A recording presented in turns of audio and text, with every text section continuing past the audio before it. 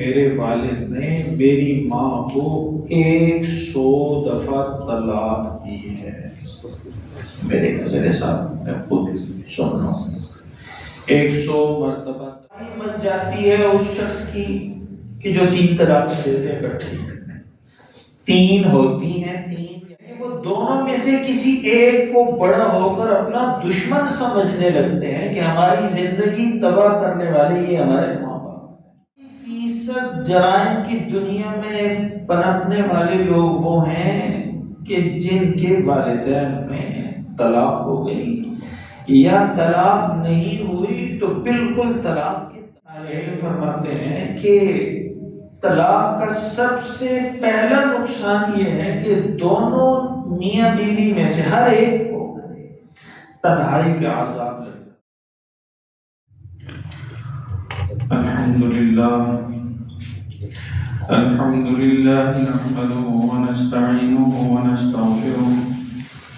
ونستغفره ونؤمن به ونتوکل علیہ ونعوذ بالله من شرور أنفسنا ومن سيئات أعمالنا من يهده الله فلا مضل له ومن يضلله فلا هادي له ونشهد أن لا إله إلا الله وحده لا شريك له ونشهد أن سيدنا ومولانا محمدا عبده ورسوله أرسله بالحق بشيرا ونذيرا وداعيا إلى الله بإذنه وسراجا منيرا أما بعد فأعوذ بالله من الشيطان الرجيم بسم الله الرحمن الرحيم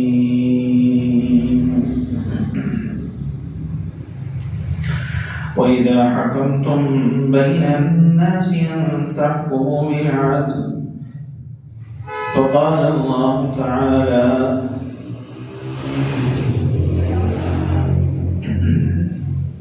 ولما ورد ماء مدين وجد عليه أمة من الناس يسقون ووجد من دونهم امرأتين تذودان قال ما خطبكما قالتا لا نسقي حتى يصدر الرعاء وأبونا شيخ كبير اللهم صل على سيدنا محمد وعلى آل سيدنا محمد وبارك وسلم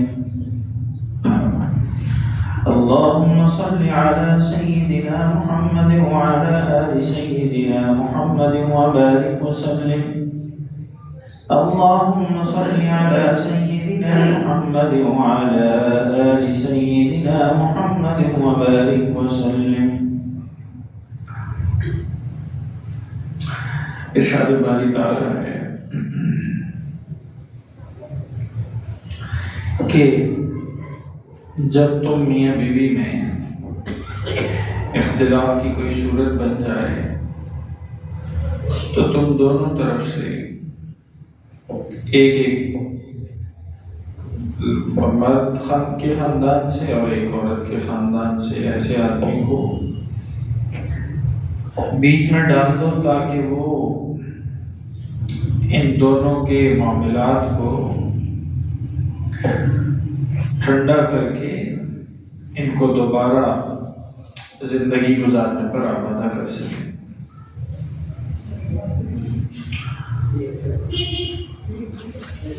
مسلم امہ کا مسئلہ یہ ہے کہ جو اللہ تعالیٰ نے کلام پاک کی صورت میں قرآن کریم عطا فرمایا ہے، اس قرآن کریم سے غفلت، بے اعتنائی اور جہالت یہ ہمارا شیوا ہے۔ اللہ تعالیٰ نے قرآن کریم میں فرض نمازوں کا حکم تو دیا، لیکن نماز کا طریقہ قرآن کریم میں نہیں اتارا۔ نماز پڑھنی کیسے ہے یہ قرآن کریم نے نہیں بتایا، سجدہ کیسے کرنا ہے، رکوع کتنے کرنے ہیں، رکعتیں کتنی پڑھنی ہیں، یہ قرآن کریم نے نہیں بتایا۔ لیکن زندگی گزارنے کے طریقے قرآن کریم نے اتنے تفصیل سے بتائے ہیں کہ ان کی طرف ہماری توجہ نہیں ہے۔ حالانکہ فرائض میں نماز سب سے بڑا فرض ہے، لیکن یہ گھر سے سکون میں ہوگا، زندگی پر سکون ہوگی، گھر میں راحت اطمینان چین سکون ہوگا تو نمازیں بھی پڑھے گا، وقت پر بھی پڑھے گا، خشوع خضوع سے بھی پڑھے گا۔ تو قرآن کریم نے خانگی زندگی کو، فرد کی زندگی کو بڑی تفصیل سے بیان فرمایا ہے۔ اور آپ دیکھیں، میں جو بات عرض کر رہا تھا کہ قرآن کریم نے نماز کا طریقہ تو نہیں بتایا، لیکن طلاق دینے کا طریقہ پورے کا پورا بتایا، سکھایا کہ اگر طلاق دینی ہی پڑ جائے تو کس طریقے سے دینی ہے۔ جیسے رسول اللہ صلی اللہ تعالی علیہ وسلم نے فرمایا، ابغض الحلال الی اللہ الطلاق، حلال چیزوں میں جو سب سے زیادہ اللہ تعالیٰ کو ناپسند آتی ہے وہ طلاق ہے۔ طریقہ بتا دیا۔ اور آپ دیکھتے ہیں کہ معاشرے میں، میرے اور آپ کی سوسائٹی میں جہاں ہم رہتے ہیں وہاں گھر ٹوٹ رہے ہیں، طلاقوں کی کثرت ہے۔ 2021-22 میں لاہور کی ماتحت عدلیہ میں 2 لاکھ خلا اور طلاق کے کیس رجسٹر ہوئے۔ 2 لاکھ اخباری رپورٹ ہے، اور آپ ابھی بھی دیکھ لیں، اپنی عدالتوں کو بھی دیکھ لیں،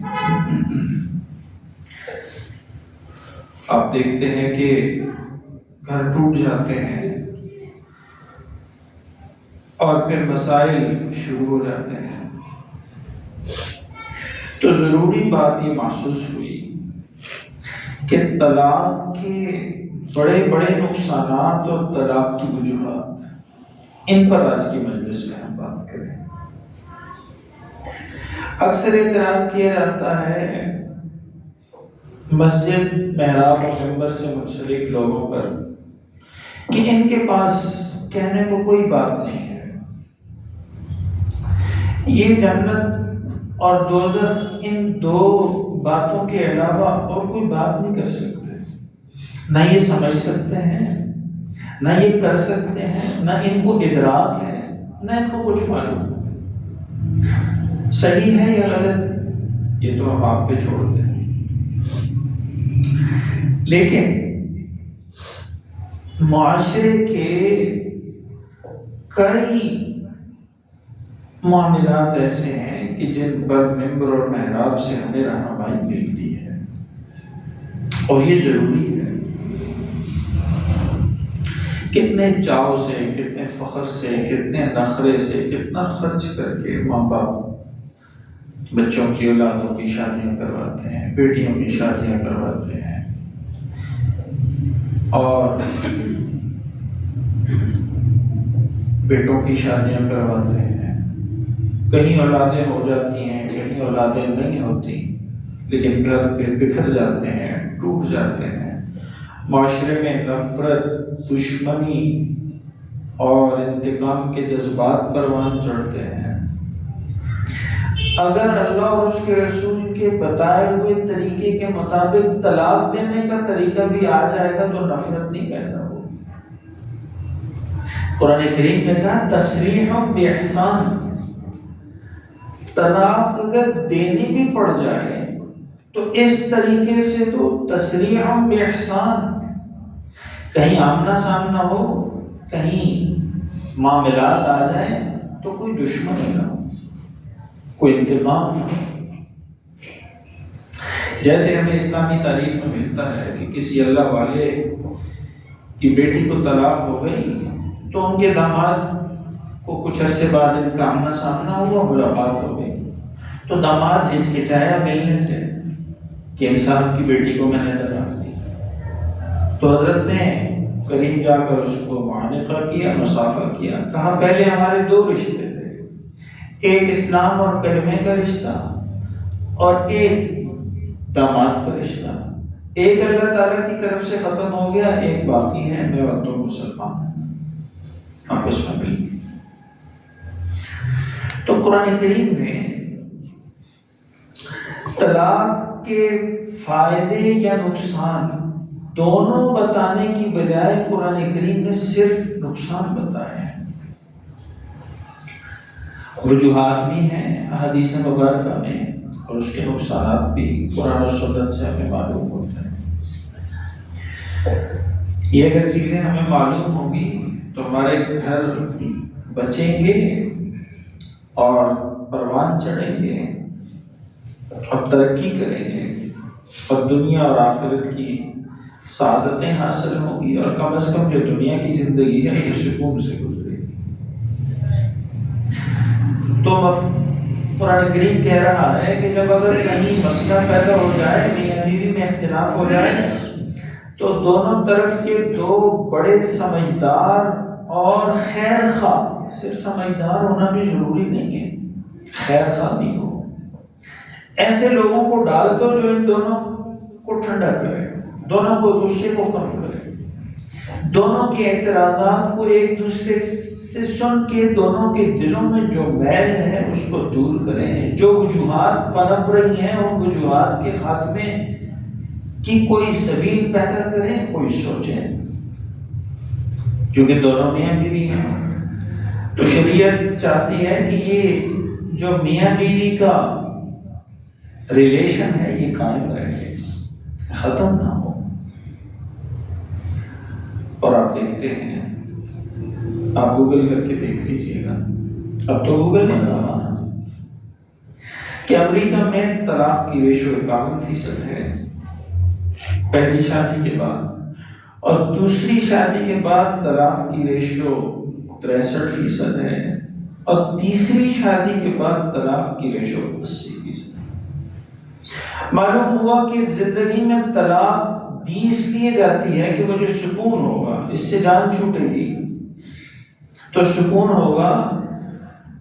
تو معلوم ہوا کہ طلاق دینے کے بعد بھی زندگی میں سکون نام کی چیز کوئی نہیں ہوتی.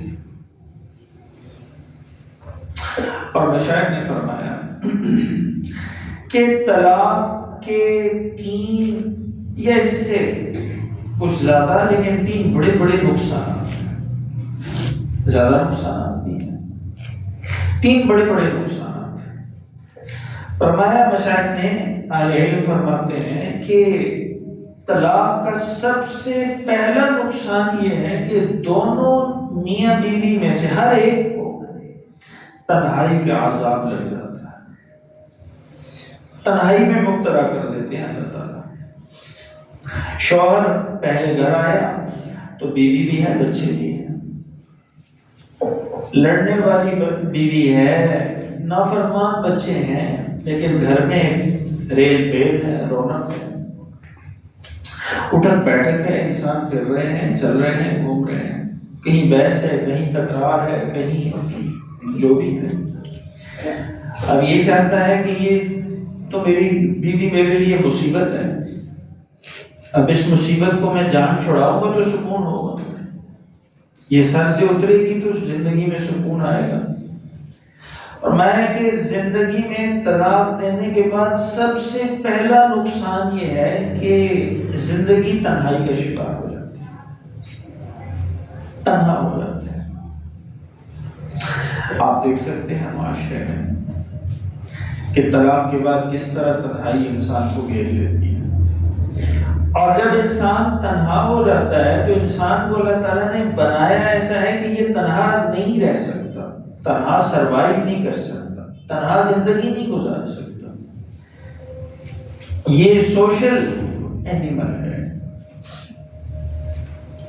پائری کے کہتے ہیں، یہ ملنے جلنے کی چیز ہے، انسان تنہا نہیں رہ سکتا. اور جب طلاق ہوگی تو تنہائی مسلط ہو جائے گی، تنہائی مسلط ہوگی تو کئی نفسیاتی اور کئی جسمانی عوارض کا شکار ہو جائے. جسمانی عوارض الگ لگ جائیں گے اور ذہنی نفسیاتی مسائل الگ شروع ہو جائیں گے. اور اسی طرح دوسرا ماہرین کہتے ہیں، اہل علم فرماتے ہیں، ہمارے بڑے لکھتے ہیں کہ دوسرا نقصان یہ ہے کہ طلاق شدہ جوڑوں کی اولاد کی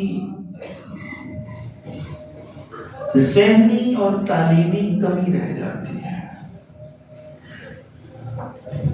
تحقیق ہوئی ہے اس پر کہ اسکولوں میں وہ بچے جو دونوں ماں باپ گھر میں چھوڑ کر اسکول آتے ہیں ان کا تعلیمی ریکارڈ، اور وہ بچے جو اپنے ماں باپ میں سے کسی ایک کے ساتھ رہتے ہیں، سنگل پیرنٹ چائلڈ، ان دونوں بچوں کی تعلیمی کارکردگی میں زمین آسمان کا فرق ہے. بچوں کو تعلیمی کمی رہ جاتی ہے چونکہ وہ طلاق ایک دم تو نہیں ہوتی. اب وہ پہلے گھر میں دیکھ رہے ہیں ماں کو گالیاں مل رہی ہیں، میاں بیوی لڑ رہے ہیں، ماں باپ لڑ رہے ہیں، برتن پھینکے جا رہے ہیں، گالن گلوچ ہو رہی ہے، تشدد ہو رہا ہے اور مار پیٹ کا ماحول ہے اور خفا ہونا، روٹھ جانا اور جھگڑے کرنا اور ناراض ہو کے رہنا، علیحدہ کھانا، کئی چیزیں آ جاتی ہیں. وہ دیکھ رہا ہے ماں اپنا پکا رہی ہے، باپ اٹھ رہا ہے اپنا پکا رہا ہے، ماں اپنے کپڑے استری کر رہی ہے، باپ اپنے استری کر رہا ہے، کیونکہ ناراضگی ہے آپس میں، جھگڑے ہیں. اب یہ جھگڑوں کی کیفیت بڑھتے بڑھتے طلاق تک منتج ہو جاتی ہے. لیکن یہ جو بچے ہیں یہ تو یہ ساری فلم تو دیکھ کر بڑے ہو رہے ہیں گھر میں. یہ جتنی فلم چل رہی ہے یہ ساری کی ساری فلم اندر جا رہی ہے. اسی لیے کہ رسول اللہ صلی اللہ تعالیٰ علیہ وسلم نے فرمایا، ہم سمجھتے ہیں کہ یہ بچہ چھوٹا ہے، بول نہیں سکتا، تو یہ سمجھ کبھی نہیں ہے، ایسا نہیں ہے. حضور نے فرمایا معصوم بچوں کے آگے بھی اپنے بدن کو ننگا نہ کرو. بالکل معصوم جو بچے ہوں، چھوٹے بچے، سال کا بچہ، 6 مہینے کا بچہ، 1.5 سال کا بچہ، 2 سال کا بچہ، اس کے آگے بھی اپنا کپڑے نہ بدلو، تنہائی میں بدلو. یہ بول نہیں سکتا لیکن اس کا جو یہ لینس ہے، کیمرہ ہے، یہ ساری ریکارڈ ہو رہی ہے اس کے دماغ میں. یہ جب بولنے کے قابل ہوگا، چلنے پھرنے کے قابل ہوگا، تو یہ ساری فلم اس کی دوبارہ چلے گی اس کی آنکھوں کے سامنے. تو اسی لیے میں نے عرض کیا کہ وہ ماں باپ، میاں بیوی جن کی طلاق ہو جاتی ہے، ان کی اولادوں کی تعلیمی کمی رہ جاتی ہے. وہ پوری طرح تعلیمی میدان میں پوری طرح ترقی نہیں کر سکتے. اور اسی طرح تیسرا نقصان یہ ہے، طلاق کرنے کے جو بڑے نقصانات ہیں ان میں نے عرض کیا، سب سے پہلا نقصان طلاق کرنے کا، سب سے پہلا نقصان جو زندگی میں ہے وہ ہے تنہائی کا مرض لگ جاتا ہے. تنہائی میں چلا جاتا ہے، تنہائی کی بیماری میں چلا جاتا ہے.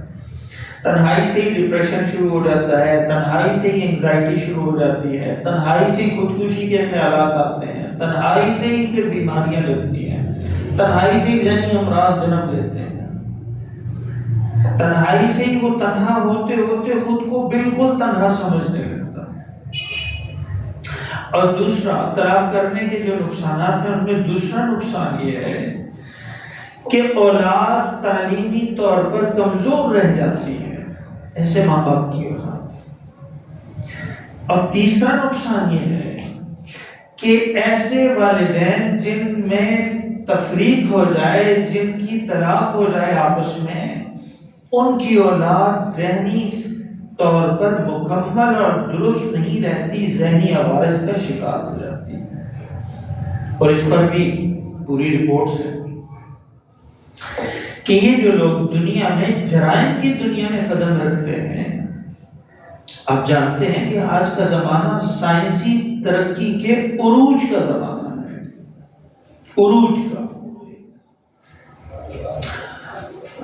اور بھی ترقی ہو سکتی ہے، لیکن سائنس اپنی ترقی کے عروج پر ہے اس زمانے میں جس میں میں اور آپ رہتے ہیں، سائنس اپنی ترقی کے عروج پر ہے۔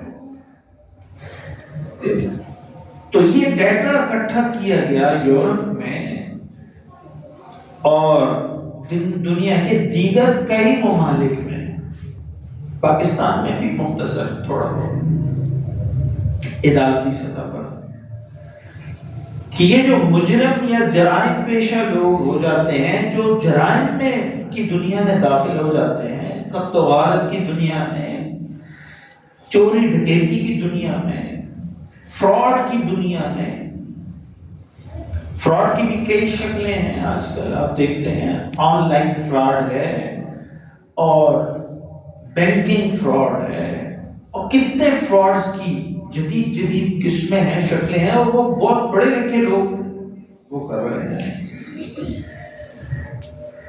اس سارے کے پیچھے یہ دیکھا گیا، تحقیق کی گئی کہ یہ کون لوگ ہیں، کون لوگ جرائم کی طرف رغبت رکھتے ہیں اور کون لوگ جرائم کی دنیا میں قدم رکھتے ہیں۔ تو ان میں 81% جرائم کی دنیا میں پنپنے والے لوگ وہ ہیں کہ جن کے والدین میں طلاق ہو گئی یا طلاق نہیں ہوئی تو بالکل طلاق کے دہانے پر ہے ماں باپ۔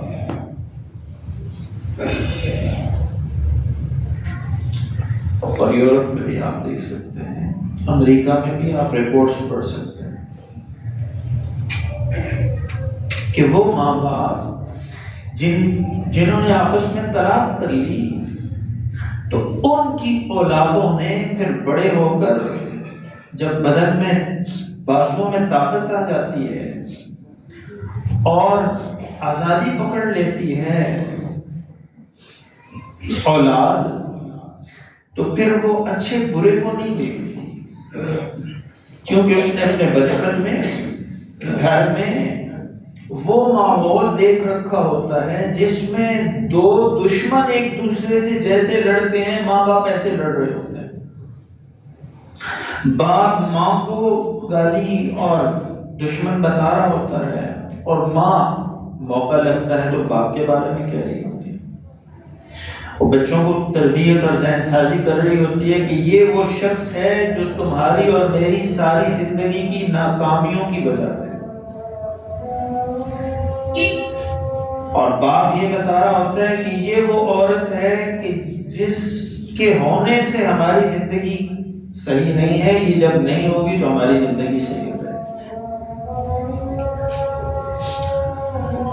تو معلوم ہوا 3 باتیں میں نے عرض کی، چوتھی بات بھی عرض کرتا ہوں کہ طلاق کرنے کے جو 3 بڑے نقصان ابھی تک میں نے عرض کیے۔ پہلا نقصان یہ ہے کہ انسان کو اللہ تعالیٰ کی طرف سے تنہائی کے عذاب میں مبتلا کرتا ہے، اور دوسرا طلاق کرنے والے جوڑوں کی تعلیمی سطح عام بچوں سے گر جاتی ہے، اور تیسرا طلاق اور تفریق ہو جانے والے ماں باپ کی بچوں کی ذہنی سطح جرائم کی طرف زیادہ پنپنے لگتی ہے اور جرائم پیشہ ذہنیت ہو جاتی ہے۔ اور اسی طرح چوتھا، طلاق کرنے کا چوتھا بڑا نقصان یہ ہے کہ والدین میں سے دونوں کو یا کسی ایک کو اولاد اپنا دشمن سمجھنے لگتی ہے، وہ اپنی طرف سے باپ بن رہا ہوتا ہے۔ آپ عدالتوں میں جا کر دیکھیں، اب اس نے باپ نے بچوں کے خرچے کا کیس بھی کر رکھا ہے، بچوں کی حوالگی کا کیس بھی کر رکھا ہے، بچوں کی ملاقات کے لیے درخواست بھی دے رکھی ہے، وہ بچوں کا خرچ بھی جمع کرا رہا ہے، بچوں کی ملاقات پر ان کے لیے کھانے پینے کی چیزیں بھی لا رہا ہے۔ خود میں نے دیکھا عدالت میں کہ ایک بہت خوبصورت حلیے کا شخص پینٹ کوٹ میں، بہت اچھے حلیے کا آدمی، نوجوان، اور ایک باپردہ عورت جو تفریح کے لیے، دونوں میں معلوم نہیں ہے کس نے دعویٰ کیا ہوگا۔ تو بچوں کی جب ملاقات ہوئی تو باپ نے بہت سارے کھلونوں کے لفافے ساتھ لائے تھے، ملازم لایا تھا ساتھ، اور اس کے پاس 3-4 بڑے لفافے اور بڑے بڑے اتنے بھرے ہوئے کھلونوں کے لفافے، اور وہ بچے تو بچے ہیں، عدالت کے ماحول کو ہو گیا پتہ، تو وہ 2 بچے، بہن اور بھائی، تو دونوں کھلونوں پہ چھپتے ہیں اور باپ خوش ہو، اور ماں دور بیٹھی، میں نے اسے دیکھا تو وہ پریشان، متفکر، آنسو بہائے، اور باپ خوش فاتحانہ انداز میں کہ اتنے میں نے کھلونے لائے، یہ بچے میرے ہیں۔ لیکن حقیقت یہ ہے کہ وہ دونوں میں سے کسی ایک کو بڑا ہو کر اپنا دشمن سمجھنے لگتے ہیں کہ ہماری زندگی تباہ کرنے والے یہ ہمارے ماں باپ ہیں۔ یہ میرے اور آپ کے معاشرے کی اہم باتیں ہیں، ضروری باتیں ہیں۔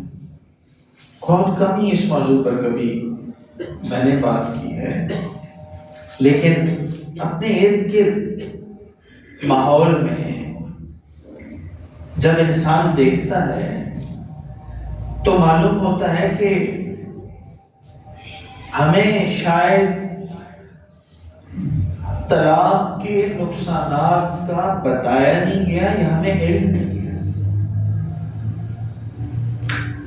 اور آپ دیکھتے ہیں کہ تباہی مچ جاتی ہے اس شخص کی کہ جو 3 طلاق دیتے ہیں اکٹھی، 3 ہوتی ہیں، 3 یا نہیں ہوتی، تو اللہ تعالیٰ نے آپ کو بھی عقل و شعور دیا ہے، اور جو کہتے ہیں نہیں ہوتی ان کو بھی اللہ تعالیٰ نے سمجھ اور شعور دیا ہے۔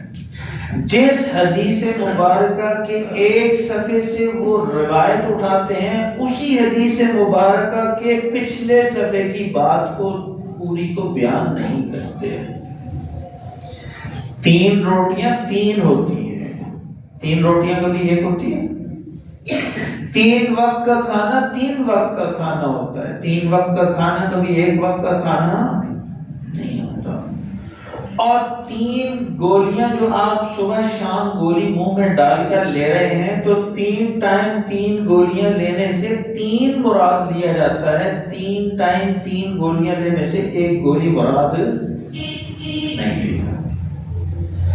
اکٹھی بھی آپ اپنی ہتھیلی پر 3 ڈسپرین کی گولیاں رکھ کر منہ میں ڈالیں گے، پانی کا گلاس اوپر سے پیئیں گے، تو یہ 3 شمار ہوں گی، 1 نہیں ہوگی۔ اسی طرح 3 طلاقیں 3 ہوتی ہیں، چاہے اکٹھی دی جائیں ایک مجلس میں یا وقفے وقفے سے، اور یہ اختلاف کی بات بھی نہیں ہے، سب سمجھتے ہیں، ہر ایک مانتا ہے۔ لیکن اللہ بچائے مجھے، آپ کو، ہمارے گھروں کو، ہماری آنے والی نسل کو، کہ اگر کبھی کسی سے طلاق ہو جائے اور وہ مغلوب الغضب ہو کے 3 دے دے شیطان کو خوش کرنے کے لیے، جو کہ مکروہ ہے، ناپسندیدہ ہے، برا فعل ہے، اس کے لیے سزا ہے جو 3 طلاقیں اکٹھی دے، لیکن ہو تو گئی، 3 ہو گئی۔ اب ہوگا کیا؟ ہمارے ایک تعلق میں ہو گئی طلاق، بلکہ ان کے ساتھ رشتہ داری بھی ہے، تو وہ 3 اکٹھی طلاقیں دے دی انہوں نے۔ اس کے بعد جب ہم کسی مجلس میں جہاں کہیں بیٹھتے تو ہم سب کا موضوع یہ ہوتا، ہم سب کا، خاندان میں بھی سب، اکثریت علماء کی ہے، تو سب ایک دوسرے سے بات جب یہ کرتے تو یہی کہتے کہ کوئی اس کا حل ہے، کہ کوئی حل نکل جائے، یہ دوبارہ آپس میں اپنے بچوں کے لیے رہنا چاہتے ہیں تو یہ رہنے کا کوئی راستہ اور سبیل ہے؟ تو کوئی سبیل نہیں ہوتی تھی. تو ہاں ایک دے گا. قرآن کریم نے، میں نے یہ عرض کیا شروع میں جو آیت پڑھی ہے کہ قرآن کریم نے طلاق دینے کا طریقہ بتایا ہے، اور اگر ایک دے دے اور اس کے بعد عدت کے دن پورے ہو گئے تو یہ خاتون کہیں اور شادی کر لے، مرد چاہے تو کہیں اور شادی کر لے. اور اگر عدت کے وقت گزرنے کے بعد عورت اور مرد کو یہ خیال آ جائے کہ ہم اکٹھے ہی دوبارہ پھر رہ جائیں ان بچوں کی وجہ سے یا اور کسی بھی مجبوری گزر کی وجہ سے، تو ہمیں اکٹھا رہنا چاہیے، تو ایک طلاق دینے کے بعد عدت گزرنے کے بعد یہ کہیں اور بھی شادی کر سکتے ہیں، اور دونوں دوبارہ آپس میں کرنا چاہیں تو دونوں دوبارہ بھی کر سکتے ہیں. یہ ہے شریعت. لیکن 3 دے دی طلاقیں تو 3 طلاقوں کے بعد پھر اکٹھے ایک دوسرے کے ساتھ ہی اب عمر بھر نہیں رہ سکیں گے. ہاں اس خاتون کی کہیں اور شادی ہوئی، وہ شوہر اس کا فوت ہوا، یا اس شوہر نے اپنی مرضی سے اس کو دوبارہ چھوڑ دیا، طلاق ہو گئی وہاں سے، پھر دوبارہ کی بات وہ الگ بات، وہ الگ بات سے آگئی. تو معلوم ہوا کہ غصے میں اب ایک طلاق بھی تو دے سکتے ہیں، لیکن دیتے کیا ہے؟ کس کو خوش کر رہے ہیں؟ شیطان کو. پھر پوچھتے ہیں مسئلہ چھوٹا سا تھا، میں تو گرمیوں کے دن تھے تو دروازہ کسی نے بجایا گھر کا، تو میں آیا باہر، تو انہوں نے پوچھا کہ والد صاحب ہیں؟ تو میں نے کہا جی ہیں. کہا انہیں بلائیں. تو میں نے والد صاحب کو بلایا تو وہ صاحب کہنے لگے کہ میرے والد نے میری ماں کو 100 دفعہ طلاق دی ہے. میرے ساتھ میں خود سن رہا ہوں، 100 مرتبہ طلاق دی ہے، اور میرے والد کے پوتے بھی ہیں، نواسے بھی ہیں. عمر اتنی ہے، اس کا کیا حل ہے؟ تو اب حل کریں. اسی لیے ہم یہ عرض کرتے ہیں کہ طلاق دینے کے بعد مسئلہ پوچھنے کی ضرورت نہیں ہے، مسئلہ طلاق دینے سے پہلے پوچھنا ضروری ہے. کیسے دوں، کس طریقے سے دوں، کون سا طریقہ اختیار کروں؟ نباہ کی کوئی صورت نہیں ہے، آپس میں پیچ اپ کی کوئی صورت نہیں ہے. تو پھر شریعت نے طریقے بتائے ہیں، ان طریقوں کو اختیار کر کے اگر آپ طلاق دیتے ہیں، ایک طلاق، اور عدت پوری ہو جانے کے بعد دونوں کے ذہن میں یہ بات آ جاتی ہے کہ ہمیں اکٹھا رہنا چاہیے، بہتر تھا، علیحدہ ہونا بہتر نہیں ہے، دوبارہ شادی کرنا چاہیں، ایک دوسرے کے ساتھ میاں بیوی بن کے رہنا چاہیں تو رہ سکتے ہیں. تو میں نے عرض کیا قرآن کریم کی آیت کی روشنی میں کہ طلاق کرنے کے جو نقصانات ہیں ان میں سب سے بڑا نقصان یہ ہے کہ اللہ تعالیٰ طلاق کرنے والوں کو تنہائی کے عذاب میں مبتلا کر دیتے ہیں، تنہائی لگ جاتی ہے. اور دوسرا، اولاد، ایسے لوگ جو طلاق کر لیتے ہیں ان کی اولادیں تعلیمی میدان اور سطح میں عام بچوں کی اولاد، لوگوں کی اولادوں سے پیچھے رہ جاتی ہیں. اور تیسرا میں نے عرض کیا طلاق کرنے کے جو نقصانات ہیں ان میں تیسرا بڑا نقصان یہ ہے کہ طلاق کرنے والے جوڑوں کی اولاد کی ذہنی سطح تشدد اور جرائم کی طرف زیادہ رجحان رکھتی ہے عام بچوں کی بنسبت. اور چوتھا میں نے عرض کیا کہ طلاق کرنے والے والدین میں سے دونوں کو یا کسی ایک کو بچے ساری زندگی کے لیے اپنا دشمن سمجھنے لگتے ہیں. حالانکہ وہ باپ ہوتا ہے، وہ ماں ہوتی ہے، لیکن وہ دشمن سمجھتے ہیں. اور اسی طرح پانچواں، 4 باتیں میں نے عرض کی. اور طلاق انسان دیتا ہے اس لیے کہ یہ مصیبت سر سے ہٹے گی، یہ روز کی مغز کھپائی سے جان چھوٹے گی، یہ روز کی چرچ چرچ سے جان فارغ ہوگی، تو کہیں اچھی جگہ، سکون کی جگہ، کسی اچھے گھر میں کسی پڑھی لکھی خاتون سے، کسی اچھی فیملی سے میرا نکاح ہوگا تو میری زندگی اچھی گزرے گی.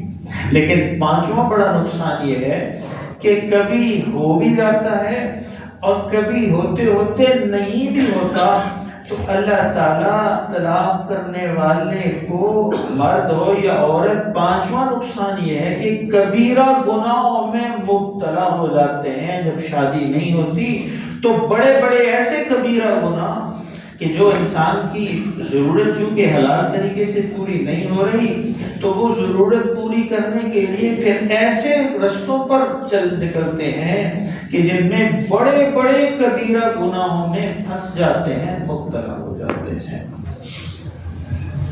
اور اسی طرح میں نے یہ عرض کیا، قرآن کریم کی آیات کی روشنی میں طلاق کی آیات تلاوت کی ہیں، اور شروع میں نے عرض کیا ہے، جو حضرات دیر سے تشریف لائے ہیں کوشش فرمایا کریں اگر یہ باتیں آپ کے کام کی ہیں اور یہ صحیح ہیں اور آپ کو فائدہ ہوتا ہے تو جلدی تشریف لایا کریں.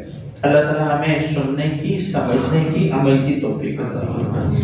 میں نے یہ عرض کیا کہ قرآن کریم نے نمازوں کے فرض ہونے کو تو درجنوں مرتبہ بیان کیا، لیکن قرآن کریم نے نماز کا طریقہ بیان نہیں کیا، نماز کا طریقہ نہیں سکھایا. لیکن اللہ تعالیٰ نے طلاق کو ناپسندیدہ عمل کہا، لیکن طلاق کے بارے میں پورے طریقے قرآن کریم میں ارشاد فرمائے تاکہ یہ باتیں تمہیں پتہ ہوں. پہلے تو طلاق جیسی چیز سے بچ سکو تو بچ جاؤ، اور اگر دینی پڑ جائے، اللہ نے حلال بھی کی ہے، دینی پڑ جائے تو پھر اس طریقے سے دو تاکہ آگے والی زندگی، پچھلی زندگی تو جو گزر گئی طلاق سے پہلے عذاب میں اور نفرت میں، جھگڑے لڑائی میں، تو طلاق دینا، طلاق کیوں دیتا ہے؟ اس لیے کہ آگے تو زندگی اچھی گزرے.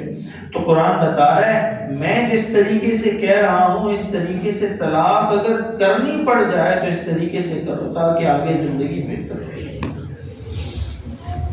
اور اسی طرح میں نے عرض کیا کہ طلاق کے پہلے تو یہ 5 نقصان بتائے، طلاق کرنے کے 5 نقصانات ہیں، اور طلاق کرنے کی جو وجوہات ہیں، کن وجوہات سے طلاق ہوتی ہے وہ بھی ذکر کر دیتے ہیں. اللہ تعالیٰ مجھے اور آپ کو قرآن کریم کی سمجھ اور فہم اور فکر عطا فرمائے.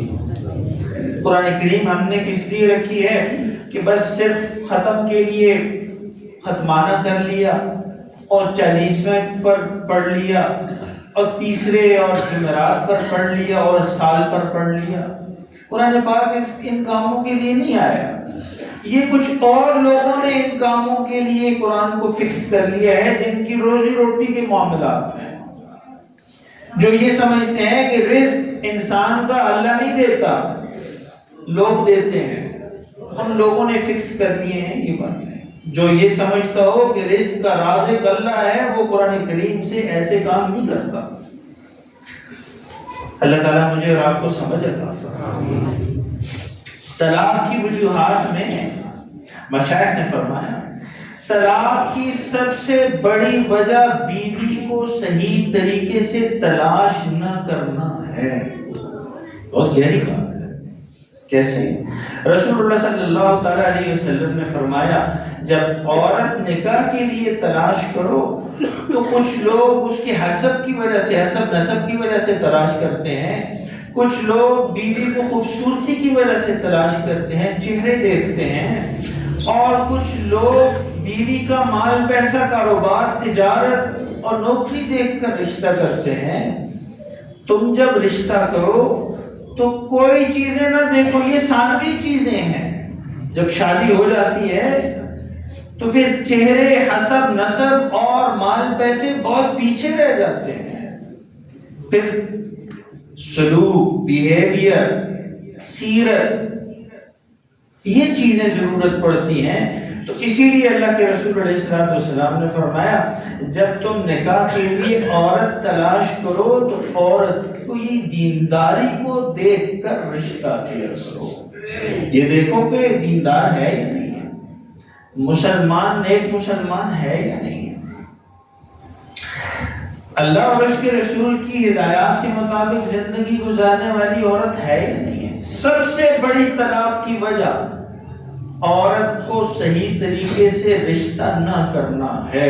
اگر رسول اللہ صلی اللہ تعالی علیہ وسلم کے بتائے ہوئے طریقے کہ عورت کا دین دیکھ کر رشتہ کرو، اس طریقے سے رشتہ ہوگا تو پھر طلاق کی نوبت نہیں آئے گی. اللہ تعالیٰ مجھے اور آپ کو عمل کی توفیق عطا. فرمایا کہ طلاق کرنے کی جو وجوہات ہیں ان میں دوسری بڑی وجہ غصے اور انتقام کی عادت کا ہونا ہے. اور معذرت کے ساتھ میں اور آپ، ہم سب اکا دکا چھوڑ کر سب غصے اور انتقام کے عادی ہیں. اللہ تعالیٰ ہماری غصے اور انتقام سے حفاظت کرے. غصے سے رسول اللہ صلی اللہ تعالی علیہ وسلم نے منع فرمایا، ناجائز غصے سے حضور نے منع فرمایا. حضور پاک علیہ الصلوۃ والسلام کی سنتیں جب دن آتے ہیں تو اور باتوں پر لوگ لگا دیتے ہیں، چھٹیاں لگاؤ، جھنڈے پہناؤ، یہ کرو. یہ نہیں بتانا، یہ بھی بتاؤ کہ رسول اللہ صلی اللہ تعالی علیہ وسلم نے ساری زندگی اپنے گھر والوں میں سے کسی پر ہاتھ نہیں اٹھایا، کسی کو گالی نہیں دی اور کسی سے بدسلوکی نہیں کی. یہ حضور کی سنت ہے، یہ بھی سنت ہے. تو معلوم ہوا رسول اللہ صلی اللہ تعالی علیہ وسلم نے بتایا کہ غصے اور انتقام کی عادت ہوگی تو پھر یہ گھر قائم نہیں رہ سکے گا، اس کی بنیادیں ہل جائیں گی. پہلے بات پہ غصہ آئے گا. ہمارے ایک حضرت ہیں، بہت بڑے عالم ہیں، فرماتے ہیں کہ میرے تعلق والے 2 میاں بیوی دونوں میتھس میں پی ایچ ڈی اور دونوں سویڈن میں رہتے ہیں، پاکستانی ہیں. میتھس میں پی ایچ ڈی، 8ویں اور 10ویں کا میتھس پاس کرنا بھی آسان نہیں ہے. میتھس سائنسز کی ماں ہے، میتھس ساری کائناتی علوم کی ابتدا ہے، اور دونوں پی ایچ ڈی ہیں.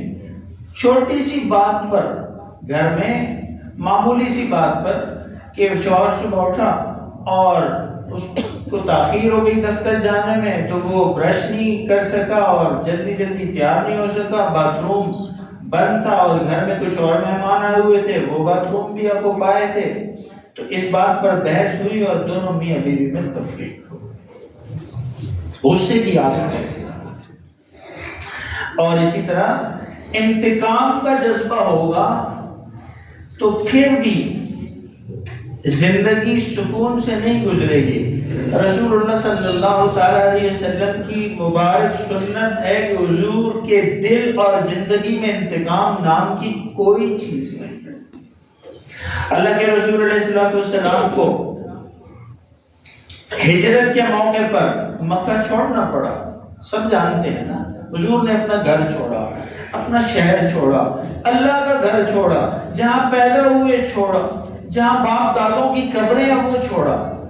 دادا مکہ کے سردار ہیں اور مسجد الحرام اور بیت اللہ کے چابی بردار ہیں اور خدمت گزار ہیں، لیکن ظالموں نے چھڑا دیا.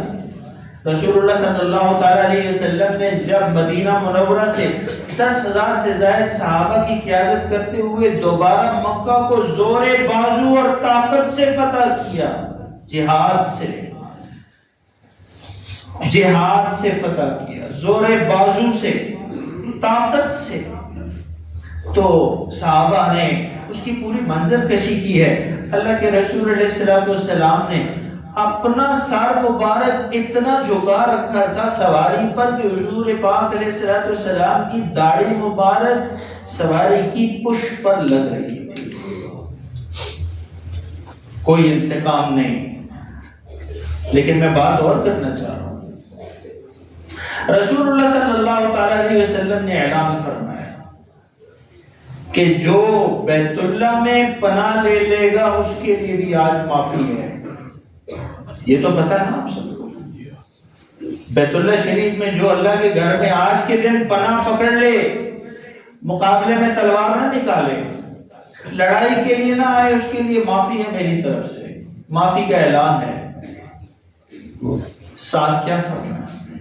اسی طرح جو مکہ میں میرے سب سے بڑے دشمن ابو سفیان کے گھر میں چلا جائے، پناہ پکڑ لے، اس کے لیے بھی معافی ہے. اللہ کے گھر میں جائے اس کے لیے معافی. میرے سب سے بڑے دشمن کے گھر میں داخل ہو جائے میری طرف سے اس کے لیے بھی معافی. کوئی انتقام نہیں ہے. لا تثریب علیکم اليوم یغفر اللہ لی ولکم. جو یوسف علیہ السلام نے اپنے بھائیوں کو کہا کہ اللہ نے مجھے بادشاہ کی کرسی پر بٹھایا ہے، تم نے تو اندھیرے کنویں میں پھینکا تھا مجھے مار کر، تو اللہ نے مجھے طاقت اور قوت اور اقتدار عطا فرمایا. جاؤ تم میرے بھائیوں، ماضی کی کوئی بات نہیں دہراتے، آپس میں ہنسی خوشی رہتے ہیں. فرمایا کہ غصے اور انتقام کا جذبہ زندگی میں نہیں ہوگا تو پھر یہ گھر ٹوٹ جائے. اور اسی طرح فرمایا کہ معاف کرنے والی طبیعت کے نہ ہونے سے طلاقوں کی کثرت ہوگی. اگر طبیعت میں معافی والا کام نہیں ہے، معاف کرنے والا جذبہ نہیں ہے، چھوٹی چھوٹی باتوں پر لڑائی جھگڑے کے لیے تیار ہے، کسی کو معافی دینے کو تیار نہیں ہے، تو ایسے شخص کا گھر پھر بس نہیں سکے گا، ٹوٹ جائے گا. اور اسی طرح فرمایا کہ معاف کرنا، جیسے حضرت مجدد الفسانی رحمۃ اللہ علیہ کے اقوال و افعال میں آتا ہے کہ حضرت کے ایک مرید نے خط لکھا کہ میری بیوی اتنی ناشکری ہے کہ ہر وقت ناشکری کرتی رہتی ہے کہ اس گھر میں نے کچھ نہیں دیکھا، تو اس سے مجھے کچھ سکھ نہیں ملا، بہت زیادہ ناشکری ہے، آپ اجازت دیں میں اس کو طلاق دے دوں. یہ چونکہ یہ ساتھ لکھا یہ ناقص العقل ہے، کچی عقل ہے اس کی. تو اللہ والے ہیں. حضرت نے لکھا تم تو کامل العقل ہو نا، اس کو ناقص العقل کہتے ہو، اس کو سمجھتے ہو، تم تو کامل العقل ہو. خط لکھا حضرت نے، جواب لکھا، فرمایا تم کامل العقل ہو اس لیے اس ناشکری عورت کو گھر میں رکھ کر اللہ تعالیٰ کا شکر ادا کیا. یہ جواب ہے اس کا. تم کہتے ہو یہ ہر وقت ناشکری کرتی ہے، تو تم کیا کر رہے ہو؟ تم بھی تو ناشکری کر رہے ہو. یہ تو ہر وقت ناشکری کرتی رہتی ہے، تم اس کو گھر میں رکھ کر صبر کرو. اس کی ناشکری زبان کے ساتھ رہ کر تم اللہ کا شکر ادا کرو. گھر توڑنا نہیں ہے، اس کو چلاؤ. اور اسی طرح فرمایا کہ طلاق کرنے کی جو وجوہات ہیں ان میں 5ویں بڑی وجہ یہ ہے گالن گلوچ اور مار پیٹ کی عادت کا ہونا. کہ جو مرد گھروں میں گالن گلوچ کرتے ہیں، مار پیٹ کرتے ہیں اپنے گھر والوں کی یا اپنے بچوں کی بھی ان کے سامنے، گھر والوں کے سامنے، فرمایا یہ طلاق کے لیے مشائخ نے لکھا ہے کہ طلاق کرنے کی جو بڑی وجوہات ہیں ان میں ایک وجہ یہ ہے گھروں میں مار پیٹ اور گالن گلوچ کا ماحول ہونا. یہ باتیں ہوں گی تو پھر یہ گھر بس نہیں سکے گا، یہ ٹوٹ جائے گا. اور معاف کرنا، مشائخ نے فرمایا معاف کرنا مزاج نبوت کا حصہ ہے. زندگی میں معاف کرنا یہ مزاج نبوت کا حصہ ہے، لوگوں کو معاف کرنا. اب لوگوں کو تو معاف کر رہے ہیں لیکن گھر والوں کو معاف نہیں کر رہے، بچوں کو معاف نہیں کر رہے. اور بعض اوقات اللہ معاف کرے، سمجھ عطا فرمائے، انسان کبھی اپنے آپ کو بھی معاف نہیں کرتا. زندگی کی خطاؤں سے، غلطیوں سے ہر وقت اپنے آپ سے انتقام لیتا رہتا ہے، انتقام کے منصوبے. خود کو بھی معاف کرنا چاہیے. اللہ سے معافی مانگ لی تو خود کو بھی معاف کرے، گھر والوں کو بھی معاف کرے، اعزاء و اقارب رشتہ داروں کو بھی معاف کرے، لوگوں کو بھی معاف کرے۔ اللہ تعالیٰ مجھے اور آپ کو عمل کرنے کی توفیق عطا فرمائے۔